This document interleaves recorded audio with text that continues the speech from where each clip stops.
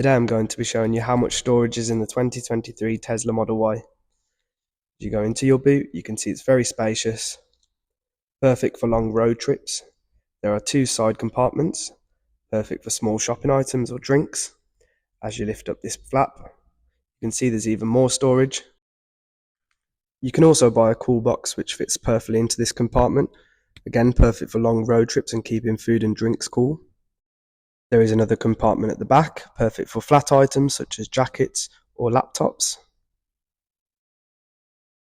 You have your shelf, which retracts forwards and backwards. This shelf is also removable to allow more height in your boot. These two buttons on the left fold the second row of seats forward, giving you even more room and a very flat surface, allowing you to put a mattress in your Tesla and sleep in it overnight. You can also use these buttons on the chairs to retract the seats forward. As you go around to the front of your Tesla, you have your frunk, which is even more storage space, in which you can put charging cables or anything that you might want to put in there to take on your travels. So as you can see, the Tesla Model Y has plenty of storage and you'll never be short for space.